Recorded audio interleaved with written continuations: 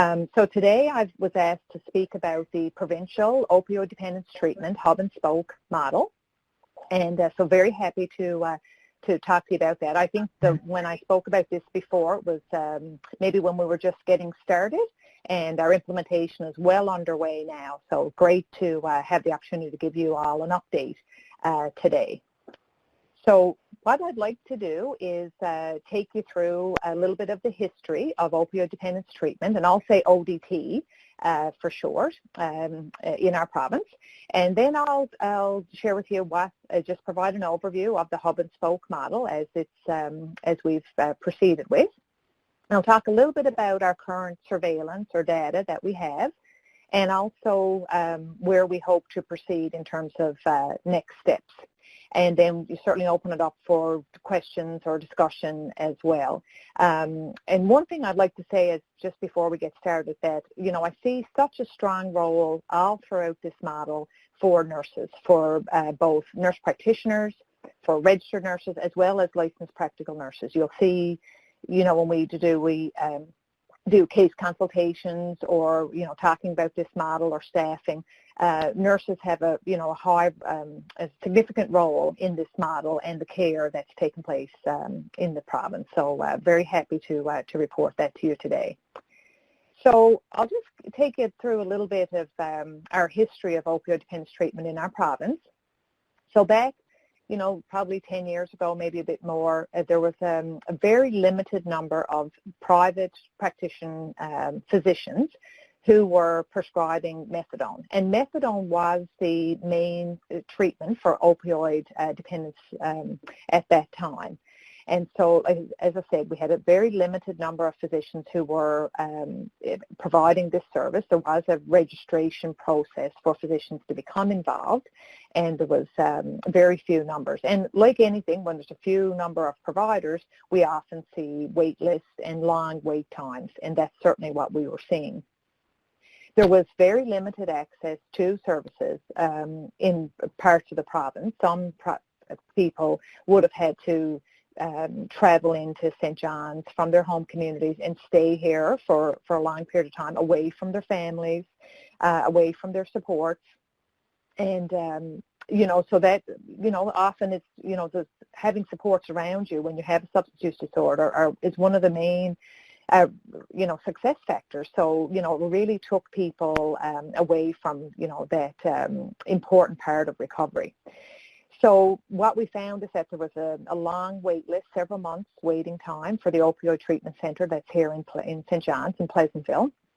And in probably, you know, might be close to 10 years as well, Western Health started a clinic with a nurse who was stationed at the clinic in Corner Brook, and the physician who was the prescriber and treating physician, he would have attended via telehealth.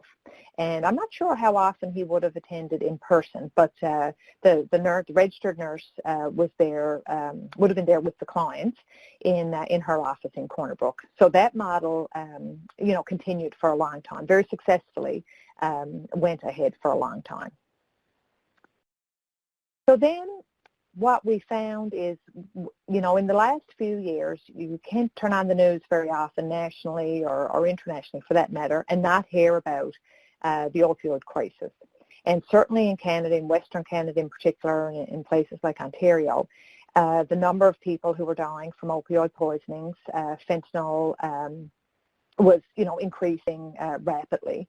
And so in 2016, the federal minister as well as the provincial ministers of health released their actions for to deal with the opioid crisis. And what you see here on the screen is what Newfoundland and Labrador Minister of Health and Community Services, what was provided for our opioid action plan at that time and these commitments. So what you see here is 4 main pillars: prevention, harm reduction, education, and treatment. We look at prevention. What the minister at the time proposed is that we would have a provincial prescription monitoring program, and that is to help limit the number of opioid prescribing that was happening that for some people could lead to a opioid use disorder. And also led to opioids being available on the street as people diverted their medication. So a provincial prescription monitoring program would have required people physicians to check the program, the network, to make sure, to look at, how much prescribing is happening. It would have mechanisms in place to monitor if people were going to more than one prescriber. And, so those kinds of measures were in place. So that program has been implemented, and it works alongside of the provincial pharmacy network, which is the second aspect here. So this is all the pharmacies, all the community pharmacies in the province are now connected through the provincial pharmacy network. And through that network that we are able to access a lot of data, a lot of information about where people are who are accessing, who are getting prescribed opioids and opioid agonist treatment, as well as who their prescribers are, where the pharmacies are. So we have a lot of information as a result of the provincial pharmacy network, which has been in place since, I believe it was May 2017. So the second pillar you see here is harm reduction, and the Opioid Action Plan called for the implementation of a take-home naloxone kit program for our province. And that program has been in place. Again, it was around, I think it was December 2017 that program was put in place. And what we've done is through community sites, a lot of them through regional health authorities. Take-home naloxone is available for people to be able to provide that to either themselves or someone that they care about who may be at risk for an opioid overdose. So for those of you who don't know, naloxone is a medication that can temporarily reverse an opioid overdose. And it is very successful in doing so. And so since that time, since 2016, over 4,000 kits have been distributed in our province. Some are repeat kits. People have either used the kit or passed it on to someone else and come back. But, that is something that is an ongoing part of our program. And again, it's through a lot of the distribution is through the regional health authority programs, but it's also through programs like the Safe Works Access program through the AIDS Committee and through their community partners as well. So the third pillar is the education and how important education is. So there is a mandatory safe prescribing course for physicians and nurse practitioners, and that was developed through the Newfoundland and Labrador Medical Association, and it is a mandatory course under the College of Physicians and Surgeons for Newfoundland and Labrador for new physicians, and also it's included as part of required learning in the continuing professional education requirements for physicians. And for nurse practitioners who are involved in opioid agonist prescribing, that this is a course that's a requirement as well. And then the last aspect you see here for the Opioid Action Plan was to ensure that we had increased access to Suboxone. So as I said earlier, methadone was the main drug that was used for opioid use dependence, and in the evidence got really gearing towards the importance of a drug like Suboxone because it was providing that relief for people from their symptoms of withdrawal, and it also had a less risk profile because where it had a ceiling effect on the respiratory depression that opioids can provide. So we didn't see as many people overdose as a result of Suboxone. Suboxone is a drug that is diverted as well, but the same risks aren't associated when people divert a drug like Suboxone compared to methadone. So that is now considered in Canada the first-line treatment when people have an opioid use disorder. So that was back in 2016, that action plan was presented, and I'm very happy to say that all of the items that you see here are things that we have put in place and are still ongoing here in our province. So We also conducted in April of 2017 a gaps analysis report, and this was a contracted service. It was a very comprehensive study done with not only healthcare providers, pharmacists, prescribers, other service providers in the community, but also with people with lived experience, people who were accessing services and their family members for opioid use disorder.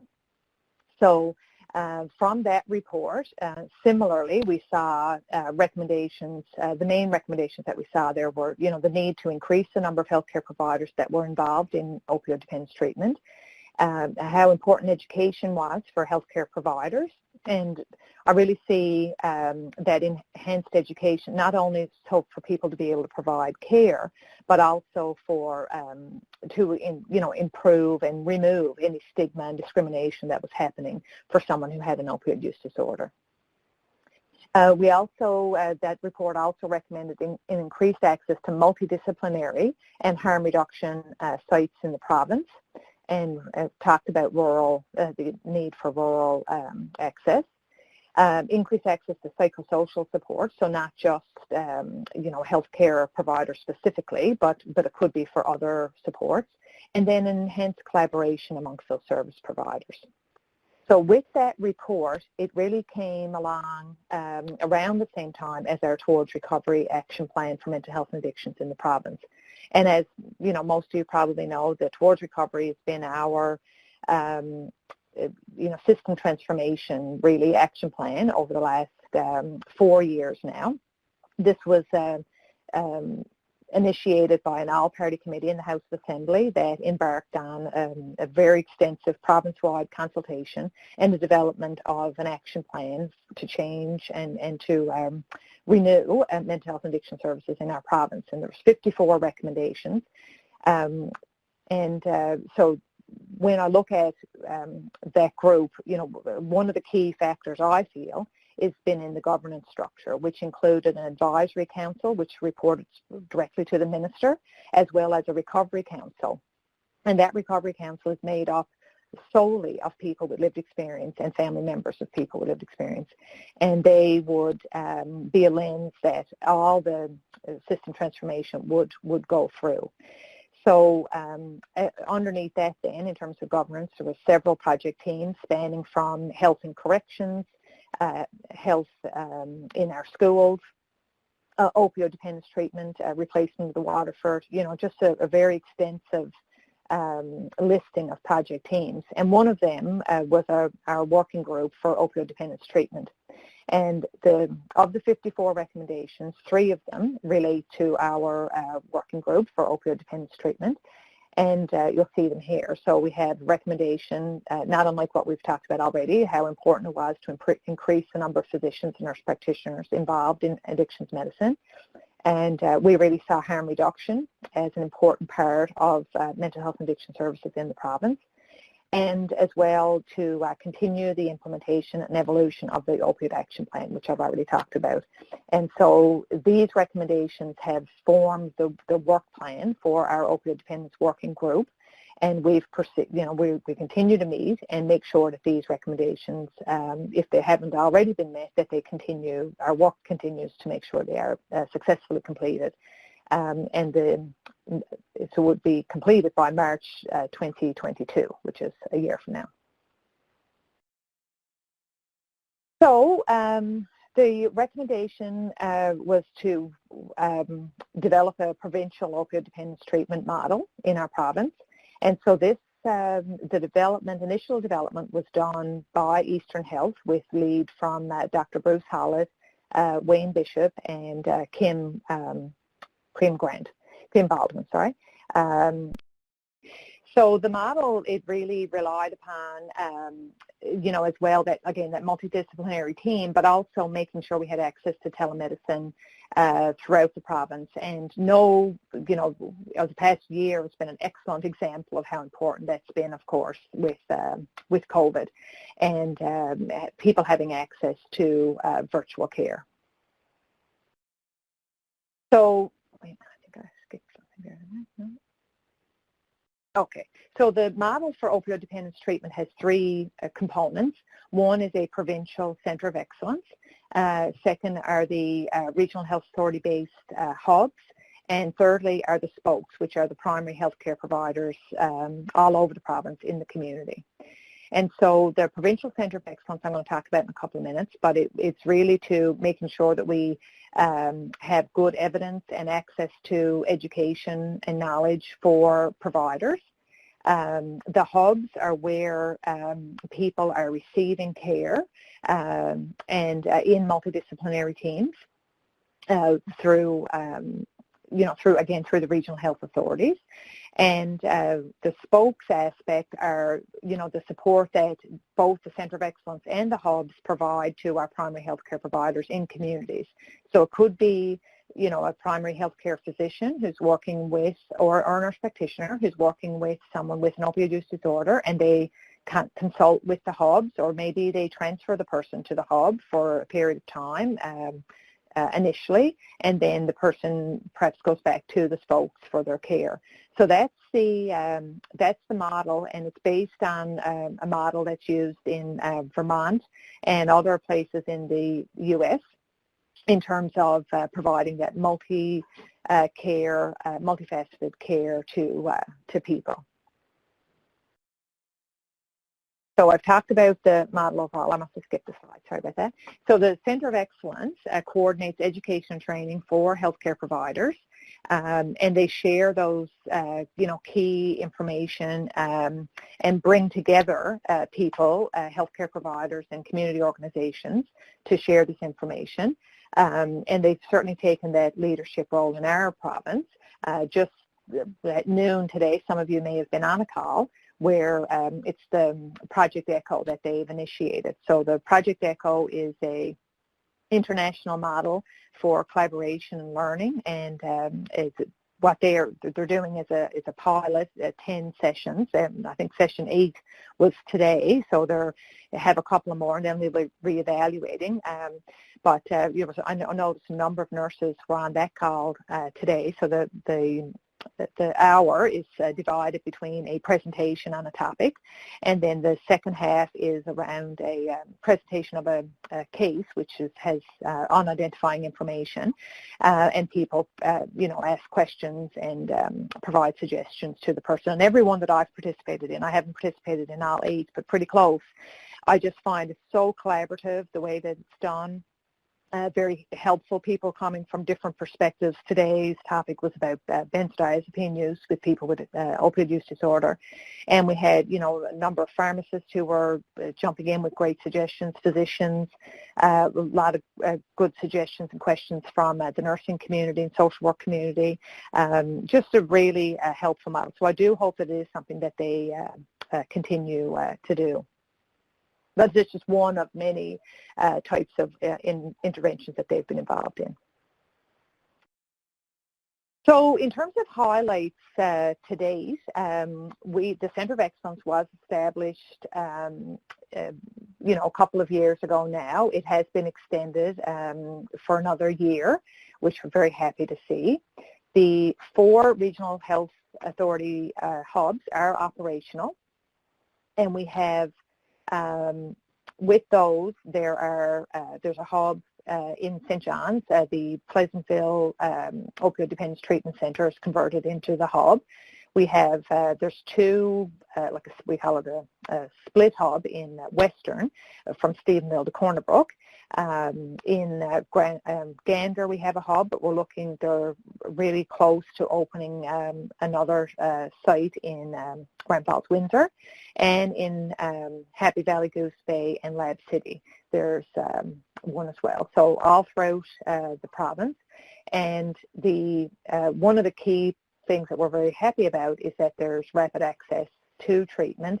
There are no waiting lists. If people call in today, they'll probably be seen and assessed by tomorrow or the next day. Like most of the hubs will talk about, 24 to 48 hour turnaround time to see people and get people started on treatment, which is really fantastic. And it's when you work with people with substance use disorder, you realize how important no wait lists are for sure.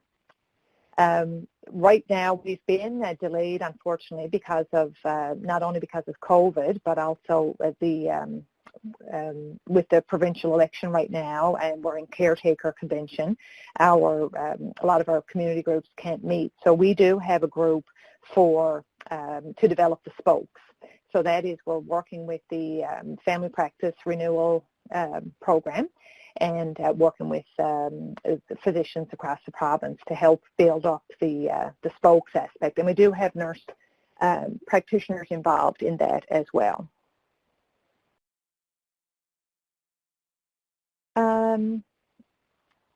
So the other parts of the highlights certainly is that we also have a provincial harm reduction collective, and that consists of many community people with lived experience. We have police enforcement agencies involved, the AIDS Committee in Newfoundland and Labrador, other community organizations, to help identify what are harm reduction initiatives that we have to bring forward and action.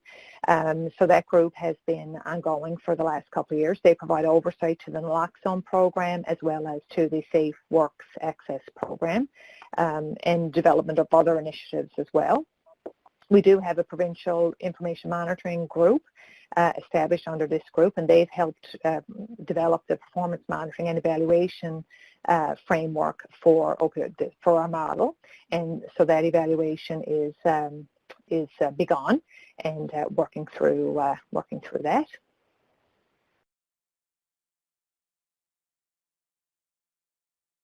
So, in terms of surveillance, I mentioned earlier that we have ongoing reports from the Newfoundland and Labrador Centre for Health Information and the Office of the Chief Medical Examiner as well. So this is recent reports on opioid-related harms, specifically death and hospital admissions. So you can see that we had certainly a peak in 2017. 33 people died from opioid poisoning. And the levels, any opioid-related death is something we don't want to see, but we have seen those levels. While not comparable to other parts of the country, these are still family members and loved ones and friends of people in our province, and it's always not what we want to see, as I said. Just hot off the press, actually, I got it yesterday evening, the 2020 rates are in, and so the number of deaths in 2020 was 23, because the number that you see here is just up until October of 2020. So we did have an increase then from our 2019. And again, if you watch the national news or any other news from other provinces, you certainly see those rates increasing across the country during the pandemic. And one of the reasons people talk about for that is because of the unstable drug supply, and also, people who may have been in recovery for a period of time returning to using, given the stress and the worry and maybe consequences of the pandemic. And we know that when people have been abstinent from using an opioid for a period of time, their tolerance decreases, and it puts them at a higher risk for overdose if they go back to using. So no doubt all those factors, and probably many others, played a part there. And I don't have the updated hospitalizations for 2020, but you can see that they're present there too. And a lot of these are very serious hospitalizations, people staying for long periods of time. Some of the hospitalizations would be, many of them would be in ICU for perhaps injuries related to maybe if it's IV drug use in particular, or it could be from other harms related to their opioid use.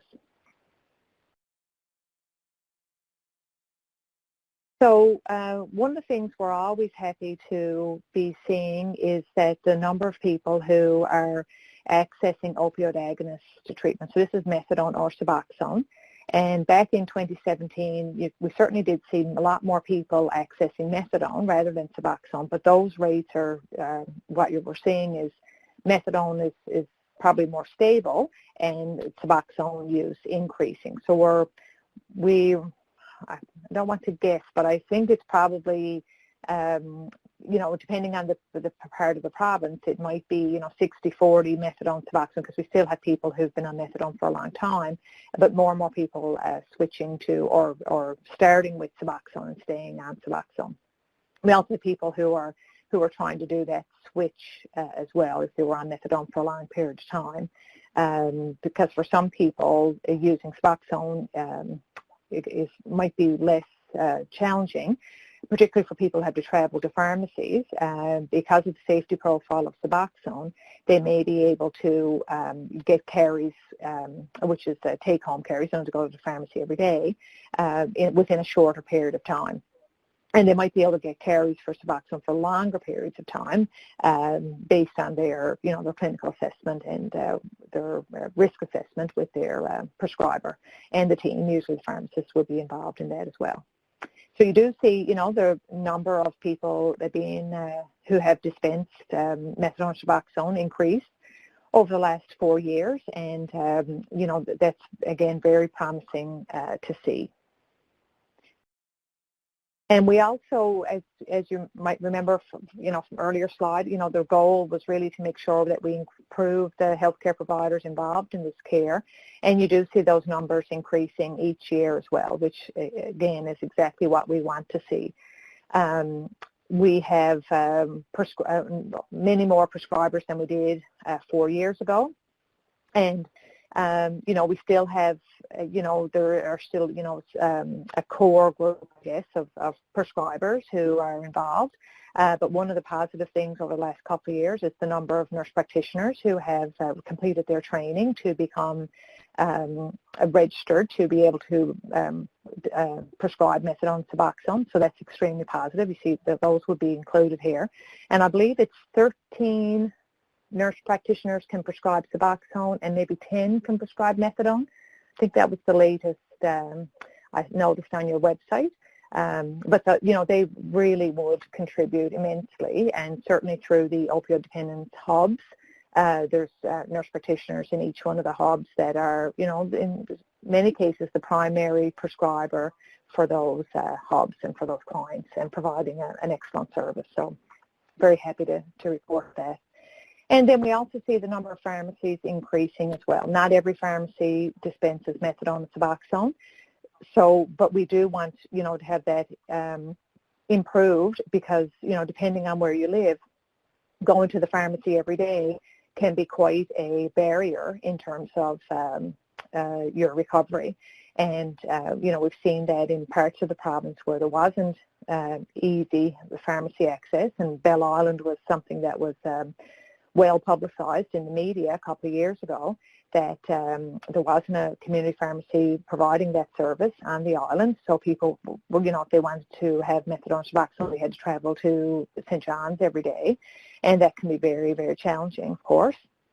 And so with the Regional Health Authority, Eastern Health, we established a clinic that people could receive that service, again, through nurse practitioner and nursing staff, to people on the island, and it's been a successful program as a result.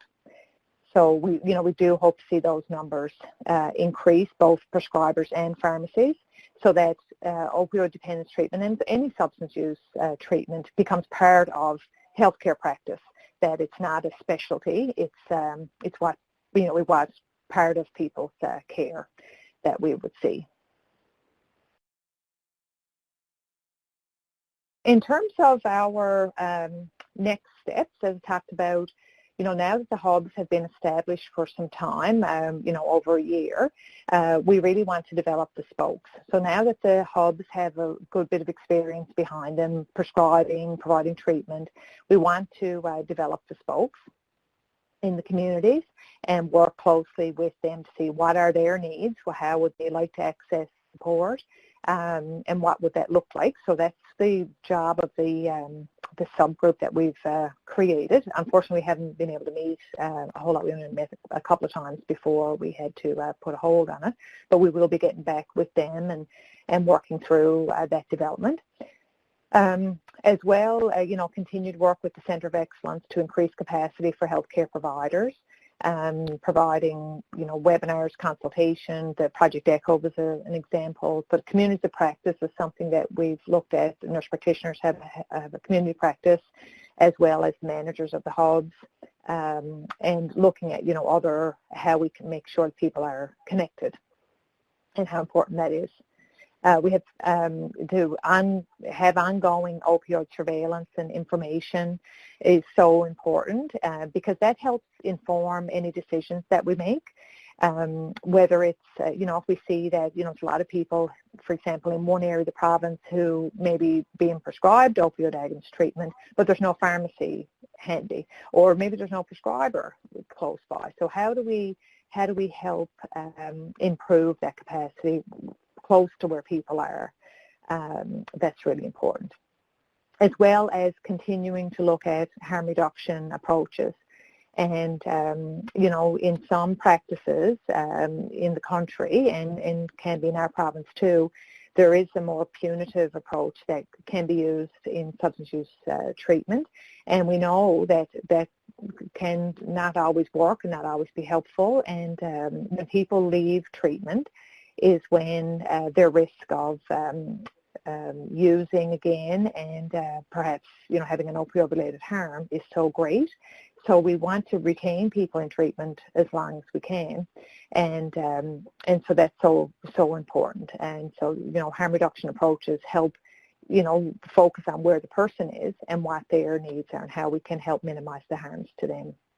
And we'll also be continuing to evaluate and monitor the program, both with input from stakeholders like the clients of the service, family members, but also the healthcare providers involved and community people as well, how important that is on an ongoing basis.